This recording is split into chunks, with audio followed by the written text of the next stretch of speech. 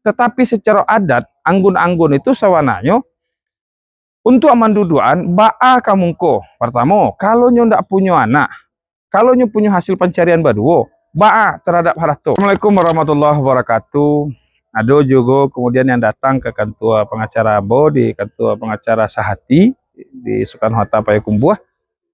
Ada yang bertanya, Pak, kemudian tentang harta gono gini dalam konteks Minangkabau.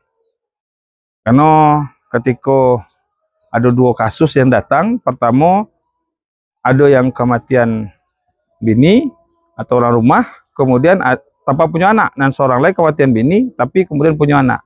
Itulah kemudian sebenarnya di Minangkabau, ikulah sebenarnya lah diatur. Kemudian ketika barale awal dilakukan dengan prosesi adat, diantah ke rumah Marapulai, maka kemudian sebenarnya dalam adat Minang ada namanya anggun-anggun. Anggun-anggun itu apa? Biasanya ketika kemudian seorang laki-laki Minang istrinya atau orang rumahnya meninggal, nanti dijapui balik secara adat. Dijapui balik secara adat ke rumah anak, kalau tidak punya anak ke rumah bini secara adat yang dinamakan dengan anggun-anggun.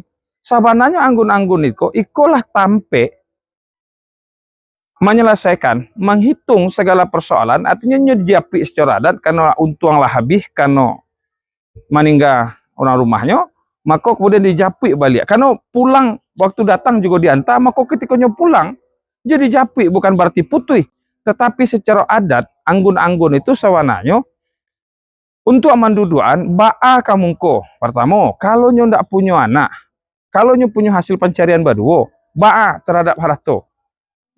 Kedua, ketika kemudian inyo punya anak, ba'a kemudian anak ko dek baku adalah anak pisang, kemudian dek keluarga istri adalah anak kemanakan, kemudian ba'a terhadap hartonya, ba'a mau urusnya.